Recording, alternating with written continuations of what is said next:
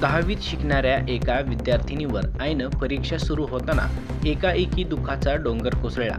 परीक्षा द्यायला निघतानाच तिच्या वडिलांचा मृत्यू झाला. पण ती खंबीर झाली आणि शुक्रवारी तिने 10वीचा पेपर सोडवला.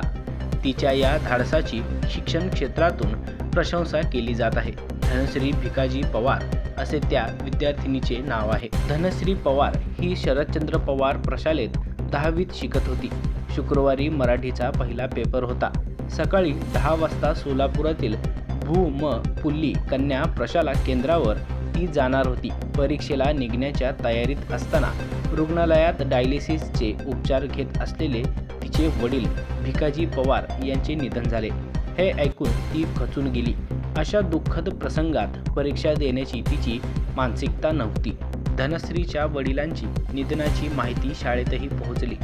शाळेचे मुख्याध्यापक तानाजी माने यांनी तिचे वर्ष वाया जाऊ नये यासाठी तिला धीर देत त्यांच्या कुटुंबांशी संवाद साधला आणि परीक्षा देण्याची विनंती केली. तिला घरातून परीक्षा केंद्रावर पोहोचविले. हा धीर प्राप्त होताच तिने दुःख बाजूला ठेवत पहिला मराठीचा पेपर दिला. परीक्षा देऊन झाल्यानंतर ती घरी गेली आणि वडिलांचे अंतिम दर्शन घेतले. धनश्रीचा पेपर संपेपर्यंत नातेवाईकांनी तिच्या वडिलांचे अंत्यविधीही थांबवले. धनश्री पेपर सोडवून घरी परतल्यानंतर तिच्या वडिलांवर अंत्यसंस्कार करण्यात आले. आयुष्यातला टर्निंग पॉईंट म्हणजे 10वीची परीक्षा असते. 10वीची परीक्षा आयुष्याची दिशा ठरवणारी असते. धनश्री पवारने वर्षभर अभ्यास केला होता. सोलापूर शहरातील पुल्ली कन्या प्रशाला केंद्रावर तिच्या स्वप्नांची पहिली पायरी उभी होती.